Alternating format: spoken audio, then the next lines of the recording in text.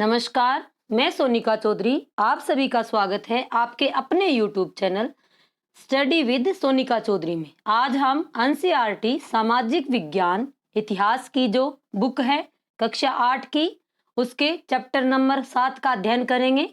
देसी जनता को सभ्य बनाना, राष्ट्र को शिक्षित करना। अंग्रेज क्या कहते थे कि भारतीय क्या है, सभ्य नहीं है, वो क्या है, एक असभ्य और बर्बर जाति है। उनको हमें क्या करना है, शिक्षित करके एक शिक्षित राष्ट्र का निर्माण करना है। भारत में अंग्रेज केवल भू क्षेत्र पर विजय और आय पर नियंत्रण ही नहीं करना चाहते थे, उन्हें लगता था कि उनका सांस्कृतिक मिशन भी है। अंग्रेज पहले भारत में क्या करने के लिए आए थे, व्यापार करने के लिए आए थे। बाद में धीरे धीरे क्या किया, यहाँ का जो भू क्षेत्र था उस पर नियंत्रण कर लिया। लेकिन बाद में ये क्या सोचने लगे कि हमारा एक सांस्कृतिक भी मिशन भी है। वो क्या है, वे मानते थे कि उन्हें देसी राजाओं को सभ्य बनाना और उनके रीति रिवाजों और मूल मान्यताओं को बदलना भी है। वे मानते थे कि जो देसी राजा है उन्हें हम क्या बनाना है, सभ्य बनाना है, उनके रीति रिवाजों मूल्य मान्यताओं को भी बदलना भी है। अंग्रेज शिक्षा को किस तरह से देखते थे? प्राच्यवाद की परंपरा, जो प्राचीन अपनी साहित्य और संस्कृति थी उसको जो मानने वाले थे, उसको समर्थन करते थे, वो कौन से थे? प्राच्यवादी। 1783 ईस्वी में विलियम जोन्स कोलकाता की सुप्रीम कोर्ट के जूनियर जज के पद पर तैनात हुए। 1783 में कौन आया? William Jones. कहाँ तैनात हुआ था? कोलकाता के सुप्रीम कोर्ट के जूनियर जज के रूप में तैनात हुए। वह कानून के माहिर होने के साथ साथ एक भाषाविद भी थे। भाषाविद क्या होता है? जो अनेक भाषाओं को जानता है। उन्होंने ऑक्सफोर्ड में ग्रीक और लैटिन भाषा का अध्ययन किया था। वह फ्रेंच और अंग्रेजी भी जानते थे। विलियम जोन्स ने हेनरी टॉमस कोलबर्ग और नेथेनियल होल्डहैंड के साथ मिलकर एशियाटिक सोसाइटी ऑफ बंगाल की स्थापना की थी। किसने की थी? विलियम जोन्स ने की थी। किसके साथ मिलकर? टॉमस कोलबर्ग और नेथेनियल होल्डहैंड के साथ मिलकर एशियाटिक सोसाइटी ऑफ बंगाल का गठन किया था। और एक क्या किया था? एशियाटिक रिसर्च नामक शोध पत्रिका का प्रकाशन भी शुरू किया था। 1781 में अरबी फारसी इस्लामिक कानून के अध्ययन को बढ़ावा देने के लिए कोलकाता में एक मदरसा खोला गया था। यानी उनके टाइम में क्या हुआ बाद में कि इस्लामिक कानून को बढ़ावा देने के लिए क्या किया था? कोलकाता में एक मदरसा भी खोला गया था। कोलकाता में वारेन हेस्टिंग्स ने मदरसे की स्थापना की थी। कोलकाता में किसने की थी? वारेन हेस्टिंग्स ने। 1791 में बनारस में हिंदू कॉलेज की स्थापना की गई। अब प्रश्न आता है कि बनारस में हिंदू कॉलेज की स्थापना कब की गई थी? 1791 में, ताकि वहां प्राचीन संस्कृत ग्रंथों की शिक्षा दी जा सके, देश का शासन चलाने में मदद मिल सके। अब कोलकाता में मदरसा किसने खोला था? वारेन हेस्टिंग्स ने। अब पूर्व की गलतियां, जो अंग्रेज थे वो कहां के थे? पूर्व के ही थे। 19वीं शताब्दी की शुरुआत से ही बहुत सारे अंग्रेज अफसर शिक्षा के प्राच्यवादी दृष्टिकोण की आलोचना करने लगे। प्राच्यवादी दृष्टिकोण में क्या था? ये मदरसे में भी जो अरबी इस्लामी कानून था उसके लिए मदरसे की भी स्थापना की थी, हिंदू कॉलेज की भी स्थापना की गई थी, ताकि भारतीय जो ग्रंथ है उनका भी अध्ययन किया जा सके। तो इनके ये क्या थे? प्राच्यवादी दृष्टिकोण के आलोचक थे प्राच्यवादी। प्राच्यवादी किसको कहा जाता है? एशिया की भाषा एवं संस्कृति का ज्ञान रखने वाले लोग क्या कहलाते थे? प्राच्यवादी कहलाते। प्राच्यवादियों पर हमला करने वालों में सबसे प्रमुख कौन था? जेम्स मिल प्रमुख थे। उनका विश्वास था कि अंग्रेजों को देश की जनता को खुश करने और उनका दिल जीतने के लिए जनता की इच्छा के हिसाब से या उनकी भावनाओं को ध्यान में रखते हुए शिक्षा नहीं दी जानी चाहिए। जेम्स मिल क्या कह रहे हैं कि जो भारतीय जनता उसको हमें खुश नहीं करना है, न उनकी भावनाओं का ध्यान रखना है। उनकी भावनाओं का ध्यान, जैसे हिंदुओं की भी हिंदू हम कॉलेज खोल दे, मुसलमानों के लिए मदरसे खोल दे, तो उसके अनुसार हमें शिक्षा प्रदान नहीं करनी है। 1830 के दशक तक प्राच्यवादियों का विरोध और तीखा हो गया और थॉमस बेबींगटन मैकाले इन आलोचकों में सबसे मुखर और प्रभावशाली विचारक थे। कौन था? मैकाले। उसका पूरा नाम क्या था? Thomas बेबीगटन Macaulay. 1830 का ये प्राच्यवादी है। मैकाले भारत को असभ्य मानते थे, उन्हें सभ्यता का पाठ पढ़ाना जरूरी था। ये मैकाले क्या कहते हैं कि भारत के लोग तो असभ्य है, न इनके कुछ ग्रंथ है। इसके बारे में इसने एक कथन कहा था कि मैकाले का प्रसिद्ध कथन है कि एक अच्छे यूरोपीय पुस्तकालय का केवल एक खाना ही भारत और अरब के समूचे देसी साहित्य के बराबर है। ये क्या कह रहा है कि जो यूरोप का पुस्तकालय यानी जो लाइब्रेरी है उसका एक जो अगर बॉक्स भी है ना, किसके बराबर है? भारत और अरब के समूचे देसी साहित्य के बराबर है। ये खुद को इतना श्रेष्ठ मानते थे कि हमारा साहित्य और संस्कृति क्या है? श्रेष्ठ है। मैकाले के मिट्स क्या होते हैं? विवरण के आधार पर 1835 का अंग्रेजों का शिक्षा अधिनियम पारित किया गया और यह फैसला भी लिया गया कि अंग्रेजी को उच्च शिक्षा का माध्यम बनाया जाए। 18 जो मैकाले था इसके विवरण पत्र के आधार पर क्या अधिनियम बनाया गया था? 1835 का शिक्षा अधिनियम पारित किया गया और शिक्षा के लिए भाषा का माध्यम क्या रखा गया था? अंग्रेजी रखा गया था। कोलकाता मदरसे तथा बनारस संस्कृत कॉलेज जैसे प्राच्यवादी संस्थाओं को प्रोत्साहन न दिया जाए। इन संस्थाओं को अपने आप शरण का शिकार होते जा रहे अंधकार के मंदिरों की संज्ञा दी थी। मैकाले ने क्या कहा था? जो मदरसे हैं, जो कोलकाता में मदरसा खोला गया था, बनारस में संस्कृत कॉलेज खोला गया था, ये प्राच्यवादी संस्थाओं को हम क्या प्रोत्साहन नहीं देंगे। ये क्या है? अंधकार के मंदिर है, इनकी अपने आप ये क्या इनका शरण हो रहा है, ये नहीं नष्ट हो रहे हैं ये। अब स्कूलों के भी लिए अंग्रेजी पाठ्य पुस्तक के छपने लगी। ये जो मैकाले था ये भारतीय जो शिक्षा थी उसका सबसे ज्यादा विरोधी था। इसी ने क्या कहा था? शिक्षा किस में दी जाएगी? अंग्रेजी भाषा में दी जाएगी। और साथ में क्या होगा कि अंग्रेजी भाषा देंगे तो हम एक ऐसा शिक्षित वर्ग तैयार कर लेंगे जो शरीर से तो क्या होगा? भारतीय होगा, लेकिन वो दिमाग से वो क्या होगा? एक अंग्रेज होगा। व्यवसाय के लिए शिक्षा। 1854 में ईस्ट इंडिया कंपनी ने लंदन स्थित कोर्ट ऑफ डायरेक्टर्स ने भारतीय गवर्नर जनरल को शिक्षा के विषय में एक नोट भेजा। किसने भेजा?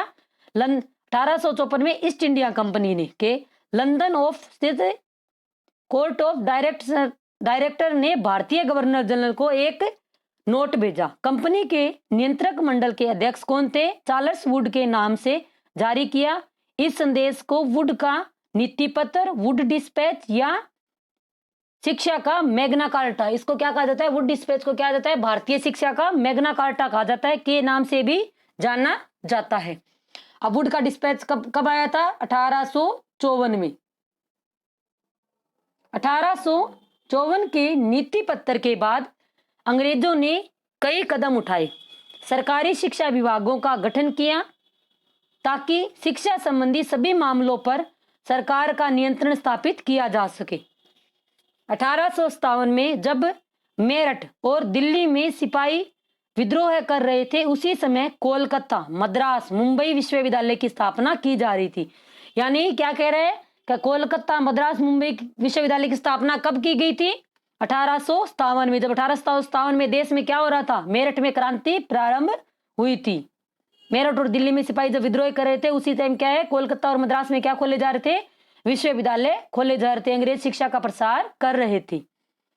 यूरोपीय ज्ञान के पक्ष में एक तर्क। 1854 के वुड के नीति पत्र में प्राच्यवादी ज्ञान का विरोध करने वालों की निर्णायक विजय का संकेत था। जो ये वुड का घोषणा पत्र था इसमें क्या था? जो प्राच्यवादियों का विद्रोह कर रहे थे जैसे मैकाले हो गया, जेम्स मिल हो गया, उनकी क्या थी? ये निर्णायक जीत का संकेत था। इसमें कहा गया था कि हमें जोर देकर यह बात कहनी चाहिए कि भारत में हम जिस शिक्षा का प्रसार करना चाहते हैं उस शिक्षा का लक्ष्य यूरोप की श्रेष्ठतम कलाओं, सेवाओं, दर्शन और साहित्य यानी यूरोपीय ज्ञान का प्रसार करना है। यानी उसका क्या है उद्देश्य? कि हम क्या है यूरोप का जो श्रेष्ठ ज्ञान है वो हम भारत में लेके आ रहे हैं। जो यूरोप के श्रेष्ठ योग्य सेवाओं, दर्शन, साहित्य का प्रसार हम यहाँ कर रहे हैं, इसलिए हम ये घोषणा पत्र लेके आए हैं। नैतिक शिक्षा की मांग। 1813 तक ईस्ट इंडिया कंपनी भारत में प्रचारक गतिविधियों के विरुद्ध थी। क्यों थी? क्योंकि कंपनी को भय था कि प्रचारकों की वजह से स्थानीय जनता के बीच असंतोष पैदा न हो जाए। 1813 से पहले तक क्या था? ईस्ट इंडिया कंपनी भारत में प्रचारक गतिविधियों के विरुद्ध थी। क्यों थी? क्योंकि उनको भय था कि कहीं जो भारतीय जनता है वो हमारे खिलाफ विरोध न कर दे। ब्रिटिश नियंत्रण वाले भूभागों में अपनी संस्था न खोल पाने की वजह से प्रचारकों ने अंततः सेरामपुर में अपना मिशन खोला। तो ईसाई मिशनरी होते थे, उन्होंने अपना वहां एक, जैसे मुसलमानों के क्या थे, मदरसे थे, वैसे इन्होंने क्या खोला? ईसाइयों की ईसाई मिशनरी खोली। कहाँ खोली? सेरामपुर में। और इस मिशनरी को खोलने में किसने हेल्प की थी? स्कॉटलैंड के ईसाई प्रचारक विलियम ने सेरामपुर मिशन की स्थापना में मदद की थी। यह इलाका डेनिश ईस्ट इंडिया कंपनी के नियंत्रण में आता था। यह इलाका किस में आता था? डेनिश ईस्ट इंडिया कंपनी के नियंत्रण में आता था। वर्ष 1801 छापाखाना लगाया गया। 1801 में क्या किया गया? छापाखाना लगाया गया था। 1818 में एक कॉलेज खोला गया था। यानी भारत में छापाखाना कब लगाया गया? 1801 में। कॉलेज कब खोला गया? 1818 में। स्थानीय पाठशालाओं का क्या हुआ? अब ये तो हो गई अंग्रेजों ने क्या किया था, और जो भारत में जो पहले से स्थानीय पाठशालाएं चलती थी उनके बारे में। अंग्रेजों ने एक है विलियम एडम्स को, उसको क्या कहा था कि आप रिपोर्ट तैयार करो कि भारत में स्थानीय पाठशालाओं की क्या दशा है। विलियम एडम की रिपोर्ट 1830 के दशक में स्कॉटलैंड से आए ईसाई प्रचारक विलियम एडम ने बंगाल और बिहार के जिलों का दौरा किया और देसी स्कूलों में शिक्षा की प्रकृति पर रिपोर्ट तैयार की। किसने तैयार की? विलियम एडम्स ने। यह कहां का था? स्कॉटलैंड का था। एक ईसाई प्रचारक था, जो ईसाई धर्म का प्रचार करने के लिए आया था। जिम्मा कंपनी ने उसको दिया था। एडम ने एक दिलचस्प रिपोर्ट तैयार की। क्या रिपोर्ट तैयार की? एडम ने अपनी रिपोर्ट में लिखा था, शिक्षा का तरीका काफी लचीला था, बच्चों की फीस निश्चित नहीं थी, छपी हुई किताब भी नहीं होती थी, पाठशाला की इमारत अलग से नहीं बनाई जाती थी, वह मेज कुर्सियां नहीं होती थी, ब्लैक बोर्ड नहीं होते थे, अलग से कक्षाएं नहीं, लेने वाले बच्चों की हाजिरी लेने का कोई इंतजाम नहीं था, सालाना इम्तिहान और नियमित समय सारणी जैसी कोई व्यवस्था नहीं थी।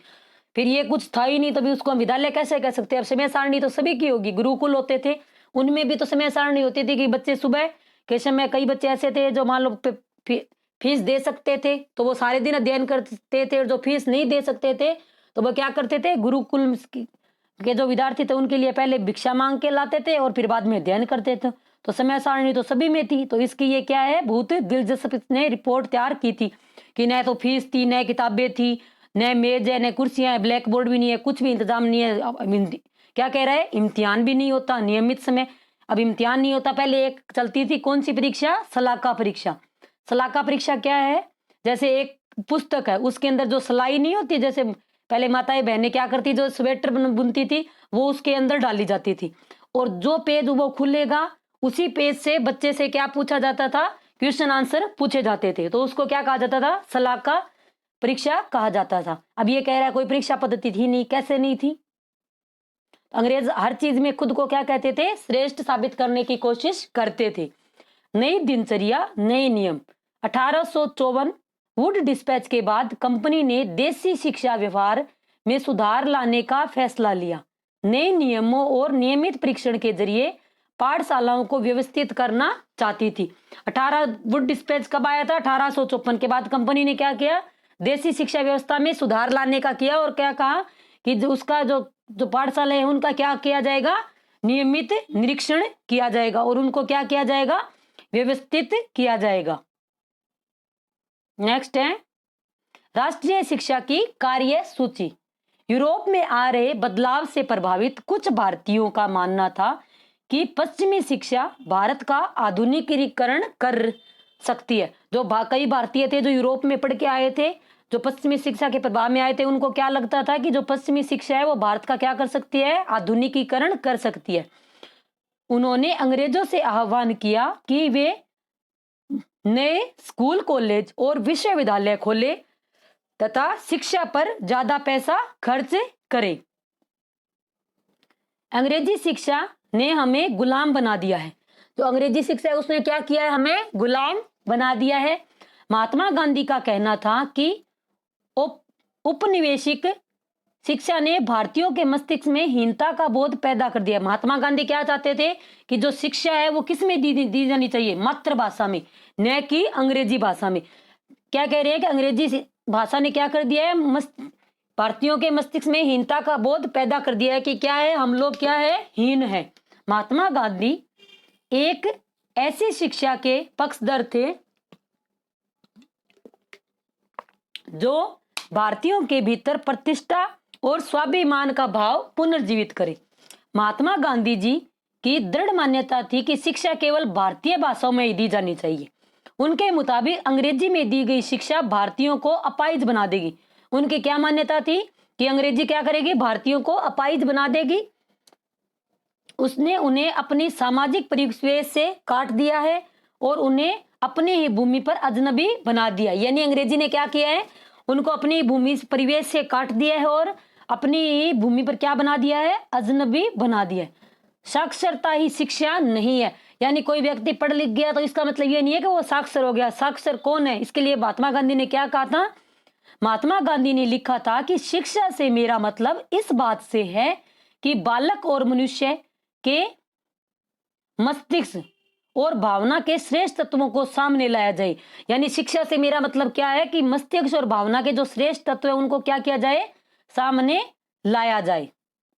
नेक्स्ट है रविंद्रनाथ टैगोर का शांति निकेतन। शांति निकेतन की स्थापना किसने की थी, रविंद्रनाथ टैगोर ने। कब की थी, 1901 में।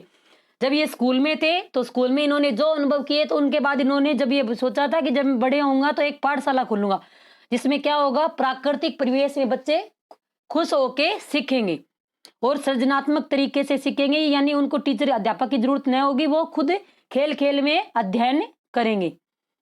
कोलकाता के अपने स्कूल जीवन के अनुभवों ने शिक्षा के बारे में टैगोर के विचारों को काफी प्रभावित किया। जब रविंद्रनाथ टैगोर बड़े हुए तो उन्होंने एक ऐसा स्कूल खोलने के बारे में सोचा जहां बच्चे खुश रहे और स्वयं सीख सके। रविंद्रनाथ टैगोर ने क्या कहा कि मैं जब बड़ा होऊंगा तो ऐसा स्कूल खोलूंगा जहां बच्चे खुश रहे और स्वयं सीख सके।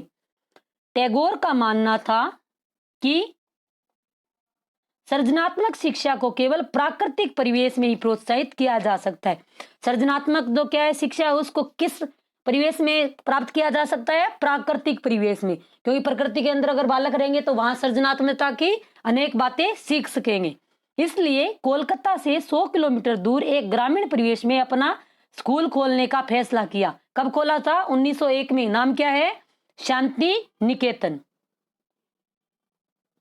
गांधी जी पश्चिमी सभ्यता और मशीनों व प्रौद्योगिकी उपासना के कट्टर आलोचक थे। गांधी जी क्या थे, पश्चिमी सभ्यता और मशीनों व प्रौद्योगिकी उपासना के क्या थे, कट्टर आलोचक थे। जबकि टैगोर आधुनिक पश्चिमी सभ्यता और भारतीय परंपरा के श्रेष्ठ तत्वों का सम्मिश्रण करना चाहते थे। गांधी जी पाश्चात्य सभ्यता के कट्टर विरोधी थे और टैगोर क्या चाहते थे कि भारतीय परंपरा और पश्चिमी सभ्यता के जो श्रेष्ठ तत्व हैं उनको सम्मिलित करके क्या की जानी चाहिए, शिक्षा दी जानी चाहिए। उन्होंने शांति निकेतन में कला, संगीत, नृत्य के साथ साथ विज्ञान और प्रौद्योगिकी शिक्षा पर भी बल दिया था। उन्होंने क्या किया था, कला, शिक्षा, नृत्य सभी की इनमें प्रौद्योगिकी पर बल दिया था। अब आप सभी के लिए एक प्रश्न है कि वुड डिस्पैच, जो पूरा पाठ का सबसे इंपॉर्टेंट टॉपिक है, क्या है, वुड डिस्पैच कब लाया गया था, जिसे भारतीय शिक्षा का क्या कहा जाता है, मैग्ना कार्टा। इसका सन आप कमेंट बॉक्स में जरूर बताएंगे। वीडियो अच्छा लगा तो लाइक करें, शेयर करें और चैनल को सब्सक्राइब करें और पास में बेल आइकन है उसको भी प्रेस करें ताकि आने वाले वीडियो का नोटिफिकेशन आपको मिलता रहे। और वीडियो में कुछ कमी है तो वो भी जरूर बताएं। प्रश्न उत्तर, विलियम जोन्स कौन था, भारतीय संस्कृतियों का सम्मान करने वाला। ये कोलकाता में जो जूनियर जज बन के आया था वो है, ये कौन है, विलियम जोन्स। रविंद्रनाथ टैगोर, गुरु, गुरुदेव किसको बोला जाता है, रविंद्रनाथ टैगोर की उपाधि क्या थी, गुरुदेव। मेकाले कौन था, मेकाले कौन था, अंग्रेजी शिक्षा का समर्थक था, न कि विरोधी। क्या था, समर्थक। और इसी के कारण तो क्या आया था, वुड डिस्पैच आया था। कब आया था, कमेंट बॉक्स में जरूर बताएं। महात्मा गांधी अंग्रेजी शिक्षा के विरुद्ध थे। पाठशालाएं क्या होती है, प्राकृतिक परिवेश में जहां शिक्षा दी जाती है उसको क्या कहा जाता है, पाठशालाएं कहा जाता है। जेम्स मिल कौन थे, प्राच्यवादियों के घोर आलोचक। एक तो मैकाले और जेम्स मिल, ये क्या थे, प्राच्यवादी जो भारतीय शिक्षा थी उसके ये क्या थे, घोर विरोधी थे। 1854 के शिक्षा संबंधी डिस्पैच में इस बात पर जोर दिया गया कि भारत में उच्च शिक्षा का माध्यम क्या होने चाहिए, अंग्रेजी भाषा होनी चाहिए। और वुड डिस्पैच को क्या कहा जाता है, भारतीय शिक्षा का मैग्ना कार्टा कहा जाता है। इस वीडियो में इतना ही। वीडियो अच्छा लगा तो लाइक करें, शेयर करें और चैनल को सब्सक्राइब करें। धन्यवाद।